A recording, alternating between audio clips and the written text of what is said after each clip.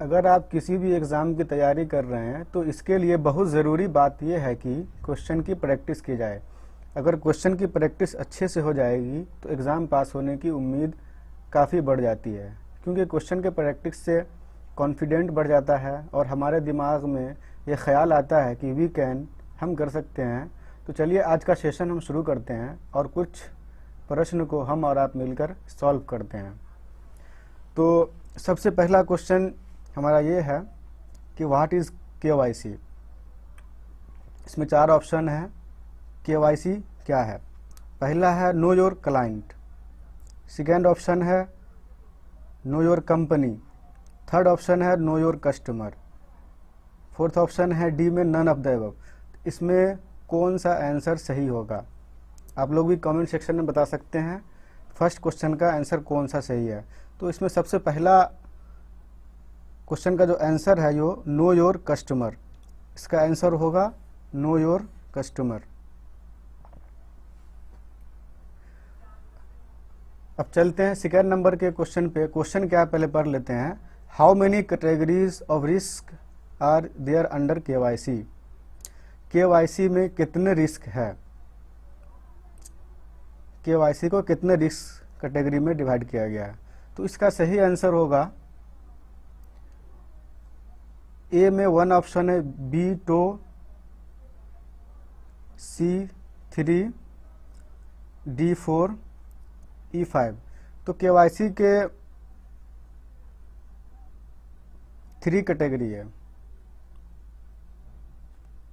KYC के 3 category में आता है लो, एक होता है मीडियम, तीसरा होता है हाई। तो सही आंसर हो जाएगा कि 3 कैटेगरी होते हैं केवाईसी के। अगला है वाई केवाईसी या एएमएल गाइडलाइंस रिक्वायर्ड। केवाईसी या एएमएल गाइडलाइंस की ज़रूरत क्यों पड़ती है हमें?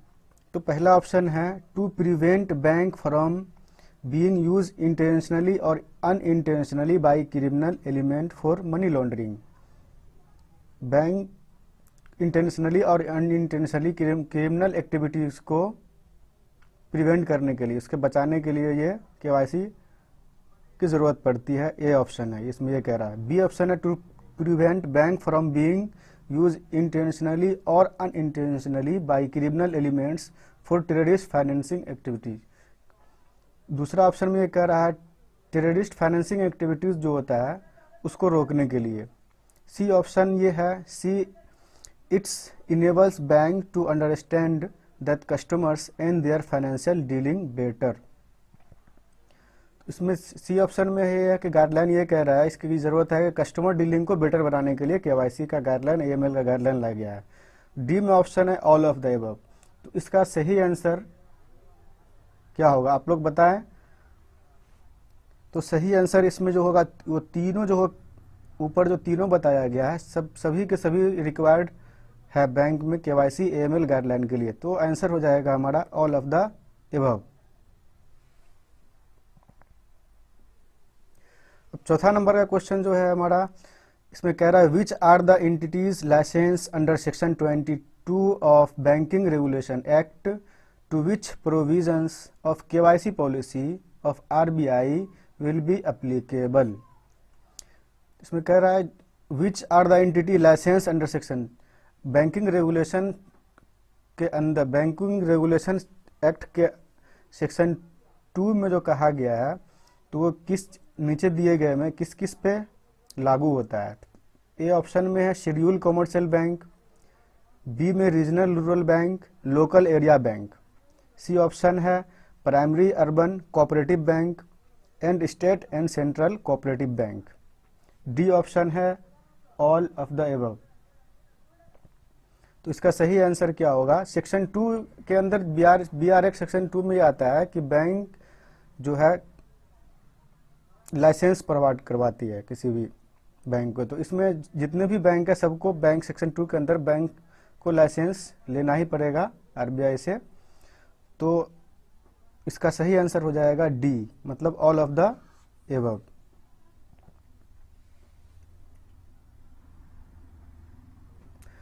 अब पांचवा क्वेश्चन ये है कि विच among the following is not a category of risk under KYC. इस नीचे दिए गए ऑप्शन में कौन जो है केवाईसी के रिस्क कैटेगरी के अंदर नहीं आता है। ए ऑप्शन है लो रिस्क, बी है मीडियम रिस्क, सी है हाई रिस्क और डी जो ऑप्शन है नॉर्मल रिस्क। इसमें से कौन जो है केवाईसी के रिस्क कैटेगरी में नहीं आता है? तो इसका सही ऑप्शन होगा डी, नॉर्मल रिस्क केवाईसी के कैटेगरी के अंदर नहीं आता है।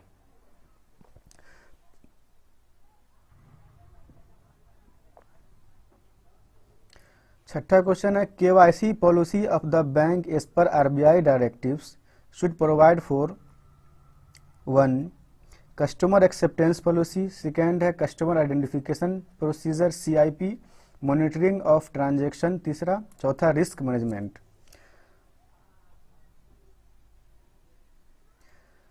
इसमें से कौन सा जो है इस चारों ऑप्शन में से कौन सा इसका ऑप्शन सही होगा? 1 2 3 एक कह रहा है 1 2 एंड 3 ओनली, बी कह रहा है 1 3 एंड 4 ओनली, सी में 2 3 एंड 4 ओनली, डी 1 2 4, डी का ऑप्शन है 1 2 4 ऑल।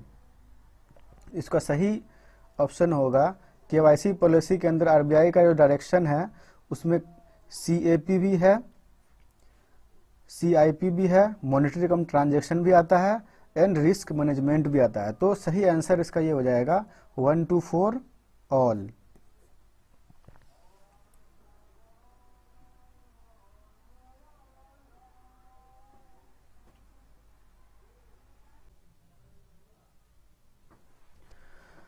सातवां क्वेश्चन है customer acceptance policy of the bank framed so as to take care of which are all aspects.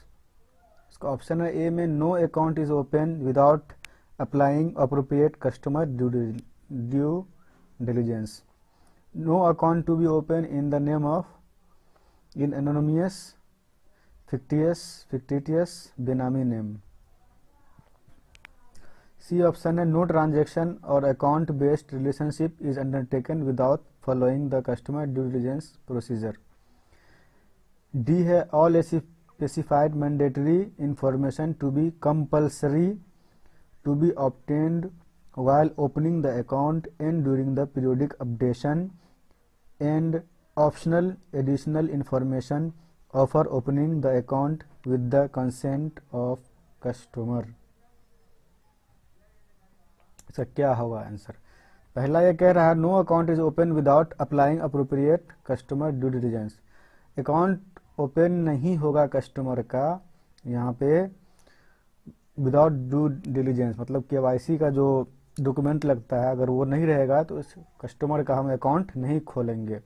B option कह रहा है no account to be open in the name in anonymous fictitious और benami names. इन इस तरह का अगर कोई है अकाउंट तो इस तरह का अकाउंट हमको फिक्टिशियस या बेनामी नेम से अकाउंट नहीं खोलना है। नो ट्रांजैक्शन और account based relationship is undertaken without following the customer due diligence procedure. Without customer due diligence procedure के कोई ट्रांजैक्शन नहीं करना है, ये भी सही है। डी कह रहा है all specified mandatory information to be compulsory to be the obtain while opening the account and during the periodic updation and potential and additional information after opening the account with the consent of customer। Customer के जो भी due डिलीजेशन है periodic updation है वो अगर है तो account खोल सकते हैं। जितना भी चीज़ है केवाईसी का डॉक्यूमेंट वो मैंडेटरी है, ज़रूरी है तो हम अकाउंट खोल सकते हैं। मतलब देखा जाए तो इसमें जो भी ऑप्शन कह रहा है सभी का सभी सही है। ई में ऑप्शन कह रहा है ऑल ऑफ द एबव, तो इसका सही आंसर हो जाएगा ऑल ऑफ द एबव। आठवां क्वेश्चन में हम जाते हैं, ये है which among the following is not an officially valid document. इनमें से कौन जो है ऑफिशियली वैलिड डॉक्यूमेंट नहीं है। पहला ऑप्शन है पासपोर्ट, दूसरा इलेक्ट्रिसिटी बिल, तीसरा ऑप्शन है ड्राइविंग लाइसेंस, चौथा ऑप्शन वोटर आईडी कार्ड, पांचवा ऑप्शन है आधार कार्ड। इसमें जो ओबीडी डॉक्यूमेंट नहीं है वो इलेक्ट्रिसिटी बिल ओबीडी के अंदर, टोटल ओबीडी डॉक्यूमेंट जो आता है वो 6 है, इन 6 में से ये इलेक्ट्रिसिटी बिल नहीं होता है। तो सही आंसर हो जाएगा इलेक्ट्रिसिटी बिल जो है यहाँ पे ओबीडी के अंदर नहीं आता है। अब 9 नंबर क्वेश्चन में क्या कह रहा है, officially valid document for limited purpose of proof of address are. Limited purpose के लिए इसमें से कौन सा हम एड्रेस प्रूफ के लिए ले सकते हैं। ए ऑप्शन कह रहा है utility bill not more than 2 months old, 2 month। B option है प्रॉपर्टी और municipal tax receipt. C option है पेंशन, फैमिली पेंशन या payment order issued to retired employees if it contains address.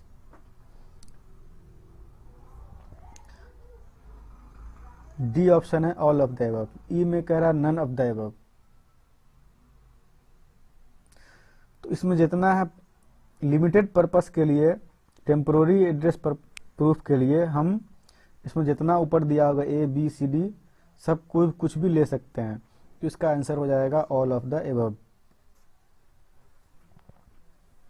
10 number question में कह रहा है in case the address furnished in the proof of address undergoes a change, what does the KYC policy stipulate?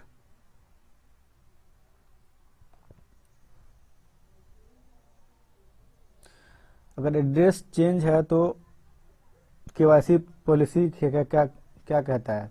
A option कह रहा है customer to submit any officially valid document for limited purpose of proof of address.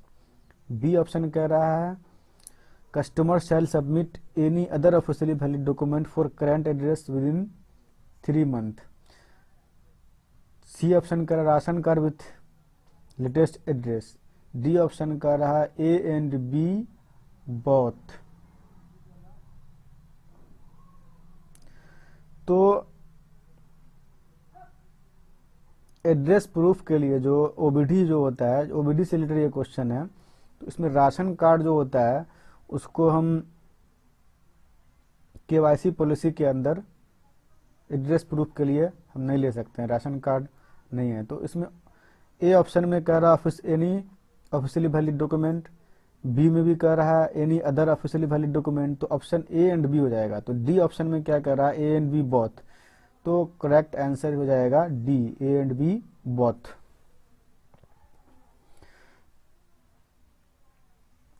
11 number question पे हम चलते हैं। To receive any benefit और subsidy notified under section 7 of Aadhaar act which of the following is correct. A option में कह रहा submission of seeding of Aadhaar number to account is mandatory. B option कह रहा है any of the officially valid document can be submitted. C option कह रहा है submission of PAN is mandatory. D option कर रहा है no officially valid document need to submitted. E none is correct. तो आधार सेक्शन 7 के अंदर जो ये आता है, किसी को भी अगर सब्सिडी का फायदा लेना है, गवर्नमेंट स्कीम का कोई फायदा लेना है, तो उसके लिए ऑफिशियली वैलिड डॉक्यूमेंट की जरूरी नहीं है। उसके लिए submission and seeding of Aadhaar number to account is mandatory. ये हो जाएगा। आधार को सीड करना है। आधार को सीड, जैसे कि आधार हम बैंक में करते हैं यूआईडी नम मेनू से, तो डीबीटी डायरेक्ट बेनिफिट ट्रांसफर वही होता है आधार सीडिंग।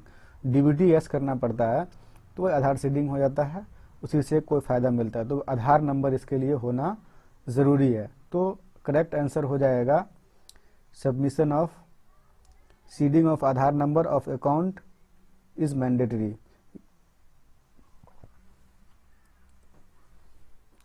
12 नंबर क्वेश्चन कह रहा है what are the document to be submitted by an individual for establishing an account based relationship with the bank as per guidelines.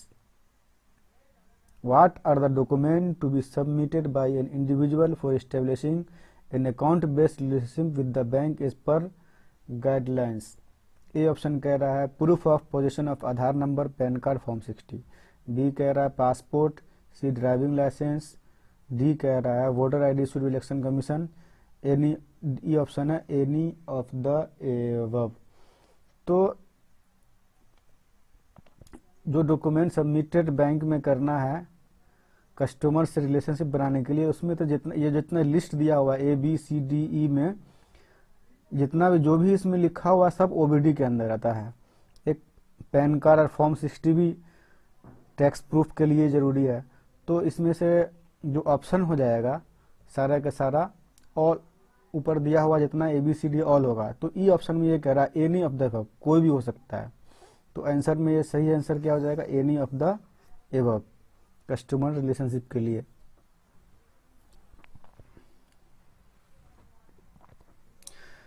तेरह नंबर क्वेश्चन कह रहा है which are the simplified document acceptable in the case of low risk customer for customer identity. Low risk customer के लिए कौन सा document simplified होगा customer identity के लिए। ए ऑप्शन कर रहा है identity card with applicant photograph issued by central state government department, statutory regulatory authorities, public sector undertaking, schedule commercial bank and public financial institution. या बी ऑप्शन कह रहा है letter issued by gazetted officer with duly attested photograph of the person. C option कह रहा है A and B, D option कह रहा है any of the above, E option कह रहा है नन ऑफ द एबव।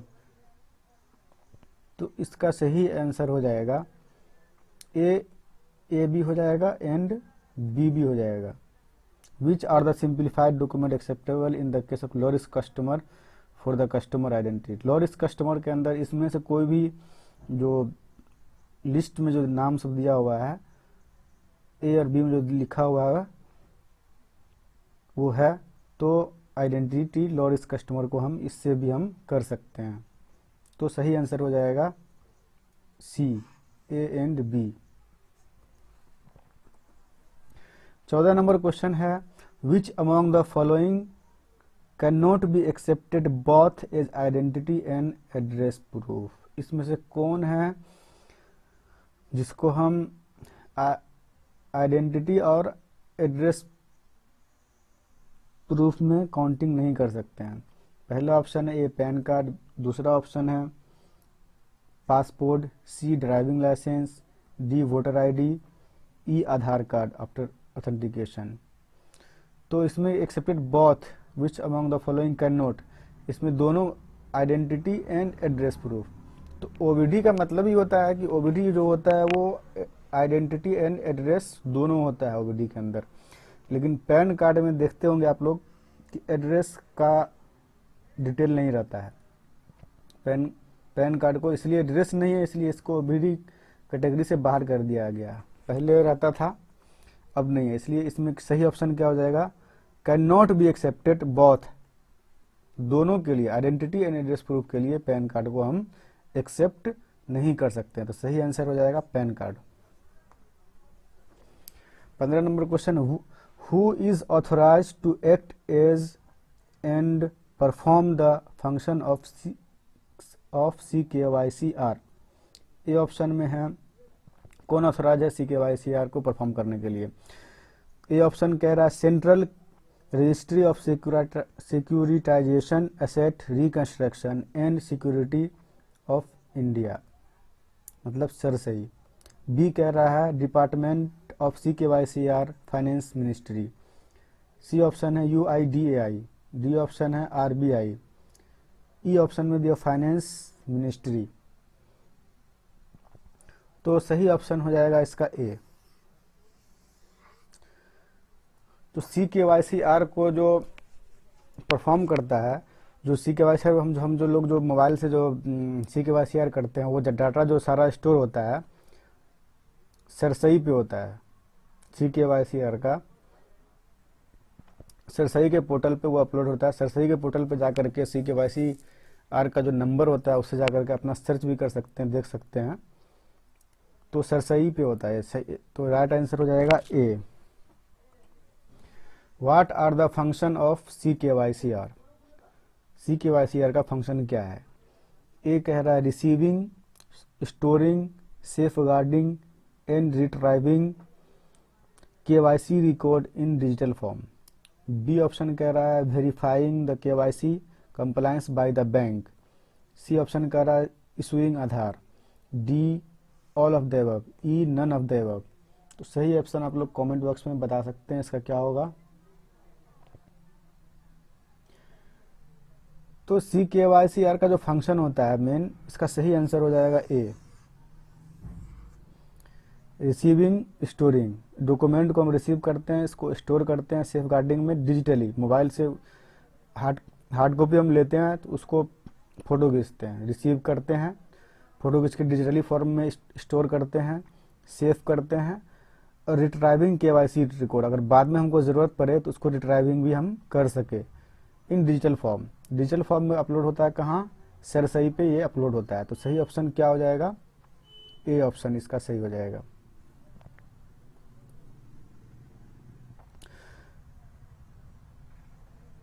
सत्रह नंबर में कह रहा है what is the ceiling for acceptance of cash for the purchase of DD purchase करने के लिए कैश की क्या लिमिट है, क्या सीलिंग है इसकी? तो DD ऑप्शन में है A RS 50,000, B less than 50,000, C 20,000, D 10,000, E 5,000। तो सही ऑप्शन इसका ये होगा बी, 50,000 से कम। 50,000 नहीं, 50,000 से कम होगा तो हम DD जो है कैश में खरीद सकते हैं, बैंक से DD बनवा सकते हैं। 50,000 से कम अमाउंट की अगर DD बनवाना है तो हम 50,000 से कम कैश में बनवा सकते हैं। 18 नंबर क्वेश्चन कह रहा है introduction of customer to bank is for opening account under PML act in rule or the RBI is extend instruction.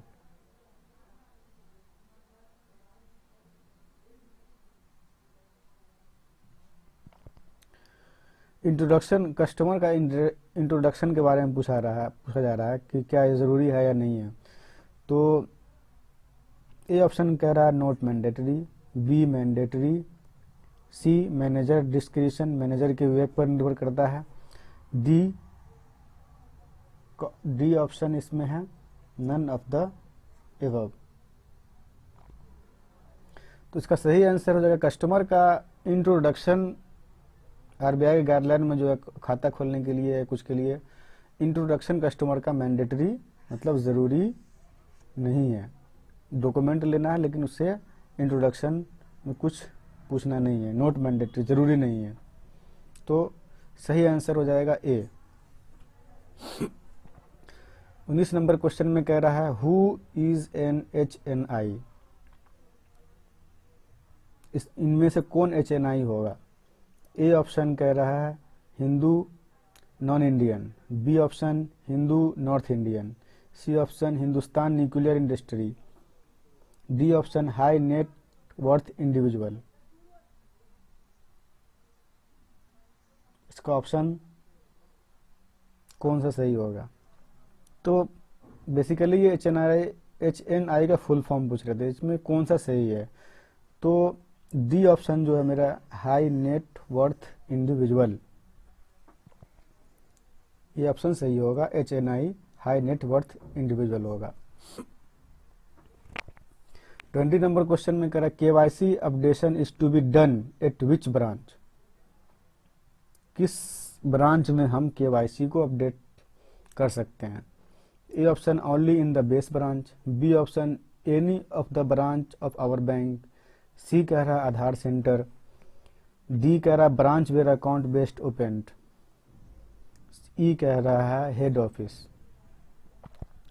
तो केवाईसी अपडेटिंग का जो बात है, हम अगर बैंक में किसी भी बैंक में अकाउंट खुला हुआ है तो केवाईसी हम किसी भी, जैसे अब मेरा अकाउंट पीएनबी में खुला हुआ है तो इंडिया में पीएनबी के किसी भी ब्रांच से हम केवाईसी करवा सकते हैं। कस्टमर अगर चाहे तो किसी भी ब्रांच से, पीएनबी के किसी भी ब्रांच से केवाईसी करवा सकता है। तो बी ऑप्शन जो होगा इसमें राइट होगा, any of the branch of our bank, किसी भी ब्रांच से हम केवाईसी करवा सकते हैं।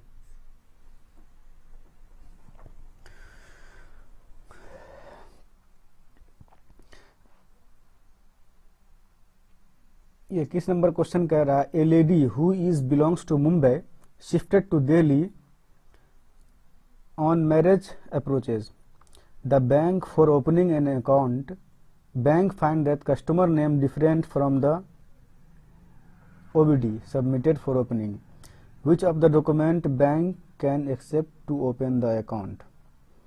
इसमें ये कह रहा है एक लेडी है जो मुंबई से बिलोंग्स करती है और वो मैरिज के पर्पस से दिल्ली में शिफ्ट हो गई है।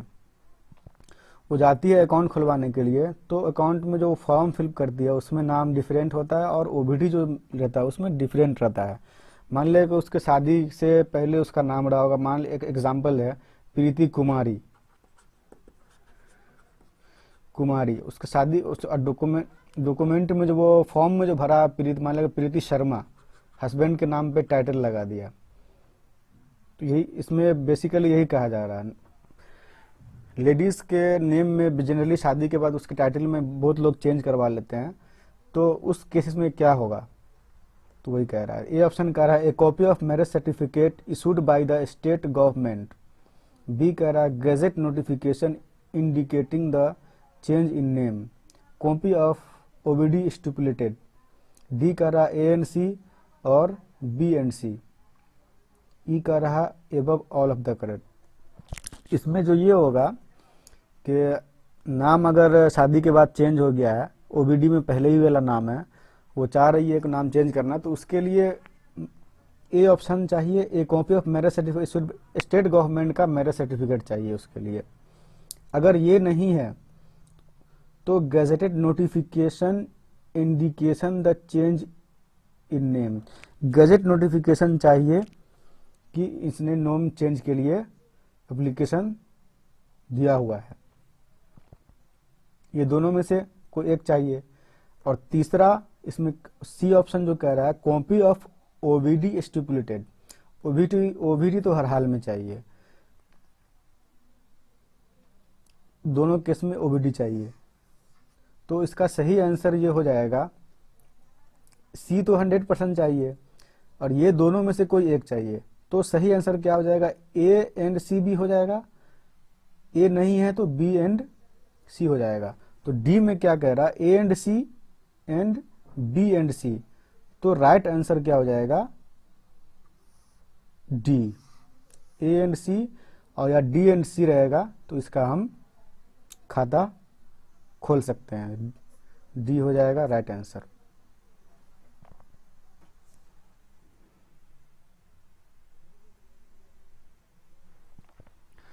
तो दोस्तों कैसा लगा आज का ये सेशन, अगर अच्छा लगा हो तो प्लीज़ इस वीडियो को सभी तक शेयर करें, लाइक करें और चैनल को सब्सक्राइब करें। अगर आप लोग को सपोर्ट रहा तो ये सेशन एग्ज़ाम तक कंटिन्यू रहेगा।